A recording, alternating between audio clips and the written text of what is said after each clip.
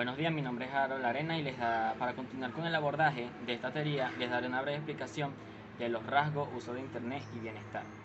Ha surgido un gran debate público respecto al impacto del uso del Internet en el bienestar de los adolescentes, pero las primeras investigaciones al respecto arrojaron resultados contradictorios. Algunos estudios revelaron, tal y como muchos padres y maestros temían, que el uso diario del Internet se asocia con niveles más altos de depresión y escaso bienestar de los adolescentes, mientras que no todos encontraron una correlación entre estas variables. En un estudio reciente en la juventud alemana, Van der A y colega encontraron que no todos los adolescentes usan el Internet de la misma forma y que el efecto de uso no afecta igual a todos ellos.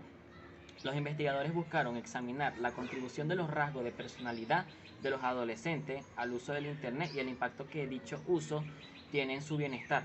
Por ejemplo, los estudiantes más introvertidos recurren al Internet para obtener interacción social y el uso del Internet afecta de manera distinta en la juventud, que tiene distintos perfiles de rasgos. Los investigadores encuestaron en un enorme número de adolescentes en Holanda a través de un cuestionario en línea.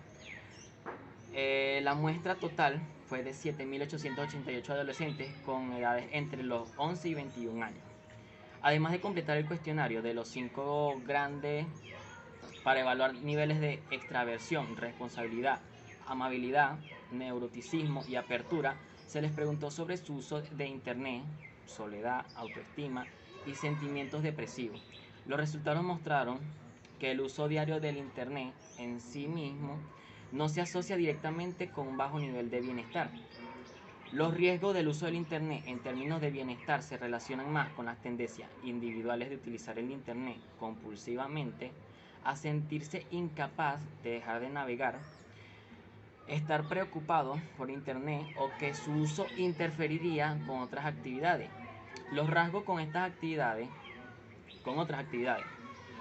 Los rasgos de personalidad predijeron el uso compulsivo de Internet en ese estudio. Los adolescentes y adultos jóvenes más introvertidos, menos amables y más neuróticos tendieron a obtener puntuaciones altas en el uso compulsivo, y esto a su vez fue más predictivo de sentimientos de soledad y síntomas depresivos. De manera intuitiva tiene sentido que los adolescentes más introvertidos, neuróticos y menos amables podrían encontrar las interacciones sociales cara a cara, menos graficante de sus compañeros más extravertidos, amables y emocionalmente estables. Van der Aar y colegas en 2009 tenían la hipótesis de que estos jóvenes pueden terminar en un círculo vicioso de desarrollar una compulsión por el uso de Internet, colocándose a sí mismos en un nivel más bajo de depresión. El siguiente punto a analizar es el de rasgo y emoción. Los rasgos de personalidad afectan más que el éxito escolar y otros resultados a largo plazo. También pueden alterar el humor que una persona experimenta cotidianamente. Esto no debería sorprendernos si estudiamos cuidadosamente las descripciones de cada rasgo, particularmente la extraversión y el neuroticismo. Ser alto de extraversión es amar la diversión y ser apasionado con muchas cosas. Esto representa sentimientos positivos, mientras que ser alto en neuroticismo es ser más ansioso, más cohibido. Esto representa sentimientos negativos. Por lo tanto, los investigadores han considerado desde hace mucho tiempo que la emoción positiva es el núcleo de la extraversión y la emoción negativa es el núcleo del neuroticismo. Pero lo que no quedó claro en muchos de los primeros estudios sobre el tema es si el rasgo de extraversión o de neuroticismo provoca la experiencia de humor positivo y negativo respectivamente, o si es la experiencia de las emociones lo que hace que la gente se comporte de forma consistente con sus rasgos. Por ejemplo, si la persona están de buen humor, tiene sentido de que sean más sociales, que hablen más, es decir, tienen una conducta extravertida. Pero están de buen humor porque están actuando de manera extravertida o actúan de manera extravertida porque están de buen humor. Esta pregunta se hace en forma similar: si las personas están del mal humor, tiene sentido de que puedan actuar un poco cohibidas y experimenten ansiedad. Esto quiere decir que es una conducta neurótica. Pero ¿el humor causa la conducta o es la conducta la que provoca el humor? Bueno, Murray McNeil y William Fleason realizaron un estudio para determinar la dirección de la casualidad para las relaciones entre extraversión y humor positivo y entre neuroticismo y humor negativo. Específicamente, estaban interesados en determinar si actuar de manera extravertida provoca que la gente experimente sentimientos positivos y si actuar de manera neurótica provoca que las personas experimenten sentimientos negativos. Para hacerlo, McNeil y Fleason convocaron a 45 participantes en un laboratorio de psicología en grupo de 3 para que fueran parte de dos grupos distintos de discusión. Durante la primera discusión, se indicó a una persona del grupo actuar de manera franca, espontánea, asertiva y que hablara bastante, todas las cuales son conductas extravertidas. Otra persona debía actuar de forma reservada, tímida y más callada, que serían los comportamientos introvertidos. Y la tercera persona no recibió instrucciones y fue la observadora neutral del comportamiento de los otros dos miembros, a los cuales se les asignó los comportamientos. Después de la discusión, los participantes que habían actuado de manera extravertida e introvertida calificaron su propio humor, mientras que el observador neutral calificó el humor de sus compañeros de grupo, que habían actuado de manera introvertida o extravertidamente. Durante la segunda discusión se cambiaron los roles de quienes habían sido instruidos a actuar de forma extravertida o introvertidamente, para que quien hubiera actuado de forma extravertida en la primera discusión adoptara un comportamiento introvertido en la segunda y viceversa. El observador neutral siguió siendo el mismo. El diseño de este experimento permitió a los investigadores determinar de manera concluyente si el comportamiento extravertido realmente origina un humor positivo. Tal como se predijo, los participantes reportaron un humor positivo más alto cuando se les indicó que actuaran de manera extravertida que cuando actuaron de manera introvertida. Este hallazgo quedó sustentado también por las calificaciones del observador neutral y fue consciente para que las personas que eran altas o bajas en el rasgo de extraversión. Esto sugiere que, independientemente del nivel neutral de extraversión, el solo actuar de manera extravertida puede hacer que una persona se sienta mejor que si actúa introvertidamente. Recordemos que aunque se piensa que el humor positivo es el núcleo de la extraversión, se piensa que el humor negativo es el núcleo del neuroticismo. Siguiendo con este orden de ideas, hablaremos ahora de la crítica a las teorías de los rasgos y factores. Los métodos empleados por las teorías de los rasgos y factores, sobre todo los de Eysenck y los partidarios del modelo de los 5 grandes factores, ofrecen taxonomías que permiten organizar la personalidad de forma coherente. No obstante, las taxonomías por sí solas no permiten explicar o predecir la conducta, dos funciones importantes de las teorías. La teoría de los rasgos y factores de Costa y McCrea son ejemplos de un enfoque estrictamente empírico para investigar la personalidad. Estas teorías se construyeron recopilando la máxima cantidad posible de datos en un gran número de personas, buscando correlaciones entre los resultados, haciendo el análisis factorial de los datos y aplicando niveles de significación adecuados a los factores resultantes. Primero se hace la pregunta de que si la teoría de los rasgos y factores generan investigación. La teoría de los rasgos de McCrea y Costa y otros partidarios de la estructura de la personalidad de los grandes 5 también ha generado importantes cantidades de investigación empírica.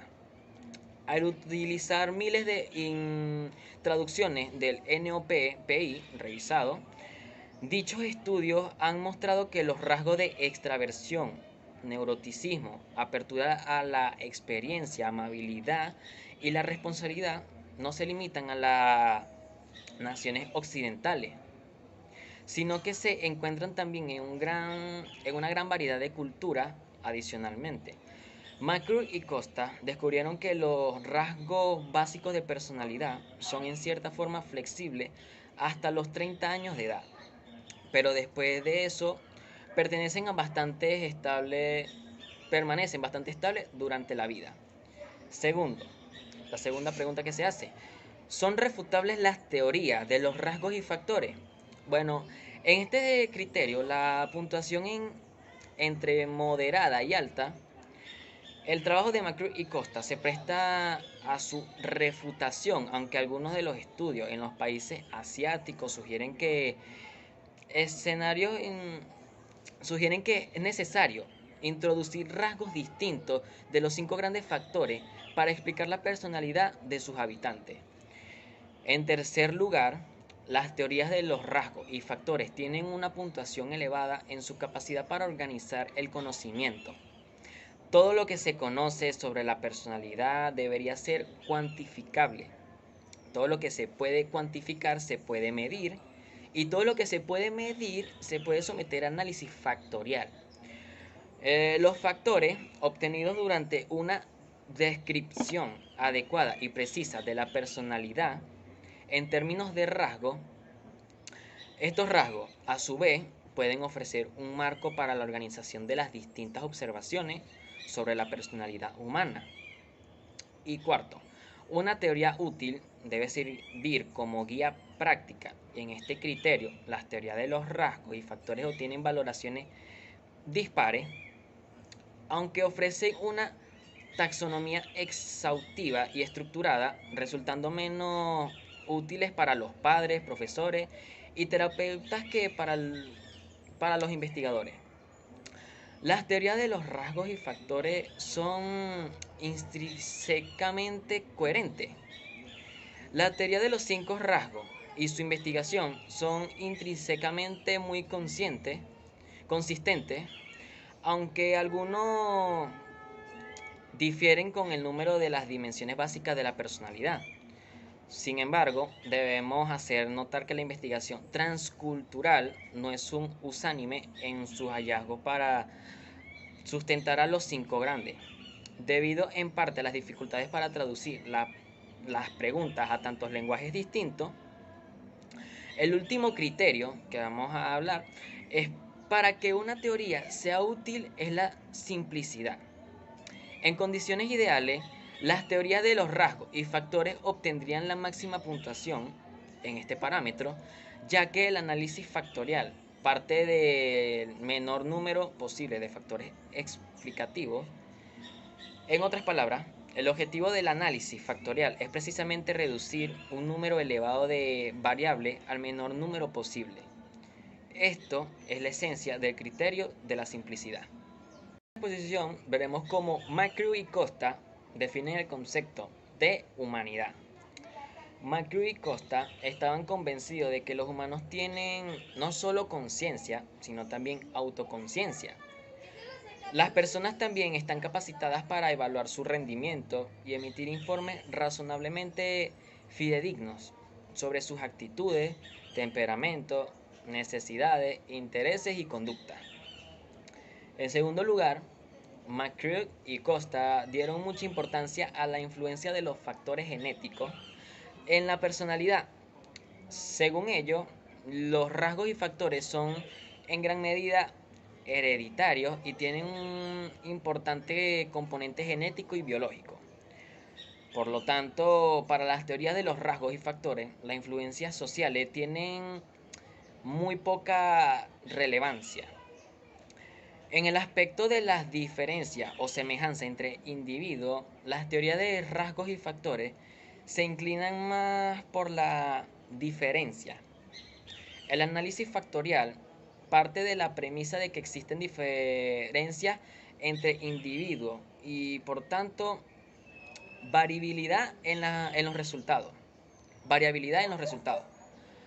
Por lo tanto, las teorías de los rasgos están más interesadas en las diferencias que en las semejanzas.